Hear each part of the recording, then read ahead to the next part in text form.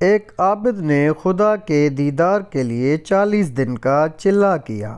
دن کو روزہ رکھتا تھا اور رات کو قیام کرتا تھا۔ اعتکاف کی وجہ سے خدا کی مخلوق سے یکسر کٹا ہوا تھا اور اس کا سارا وقت آہوزاری اور راز و نیاز میں گزرتا تھا۔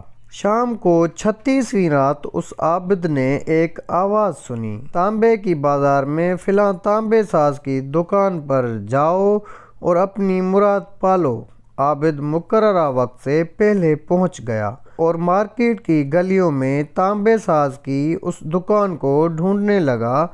وہ کہتا ہے، میں نے ایک بوڑھی عورت کو دیکھا جو تانبے کی دیگچی پکڑے ہوئے تھی اور اسے ہر تانبے ساز کو دکھا رہی تھی۔ اسے وہ بیچنا چاہتی تھی۔ وہ جس تانبے ساز کو دیگچی دکھاتی وہ اسے تول کر کہتا 4 ریال ملیں گے۔ بڑھیا کہتی 6 ریال میں بیچوں گی۔ کوئی تانبے ساز اسے 4 ریال سے زیادہ دینے کو تیار نہ تھا۔ آخرکار وہ بڑھیا ایک تانبے ساز کے پاس پہنچی۔ تانبے ساز اپنے کام میں مصروف تھا۔ بڑھیا نے کہا، میں برتن بیچنے کے لیے لائی ہوں اور اسے 6 ریال میں بیچوں گی، کیا آپ 6 ریال دیں گے؟ تانبے ساز نے پوچھا، صرف 6 ریال میں کیوں؟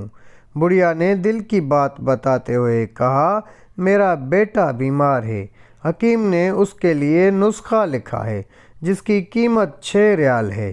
تانبے ساز نے دیگچی لے کر کہا، ماں یہ دیگچی بہت عمدہ اور قیمتی ہے، اگر آپ بیچنا ہی چاہتی ہیں تو میں اسے 25 ریال میں خریدوں گا۔ بوڑھی عورت نے کہا، کیا تم میرا مذاق اڑا رہے ہو؟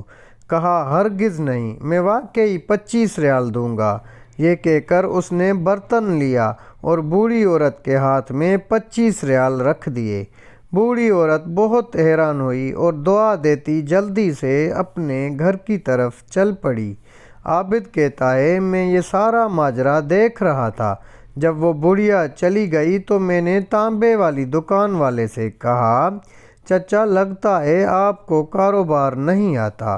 بازار میں کم و بیش سبھی تانبے والے اس دیگچی کو تولتے تھے اور 4 ریال سے زیادہ کسی نے اس کی قیمت نہیں لگائی اور آپ نے 25 ریال میں اسے خریدا ہے۔ بوڑھے تانبے ساز نے کہا، میں نے برتن نہیں خریدا، میں نے اس کے بچے کا نسخہ خریدنے کے لیے اسے پیسے دیے ہیں۔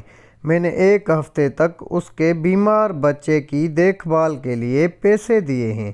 میں نے اسے اس لیے یہ قیمت دی کہ گھر کا باقی سامان بیچنے کی نوبت نہ آئے۔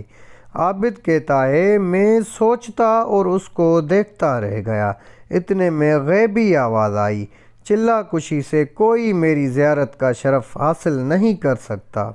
گرتوں کو تھامو اور غریب کا ہاتھ پکڑو، ہم خود تمہارے پاس چل کر آئیں گے۔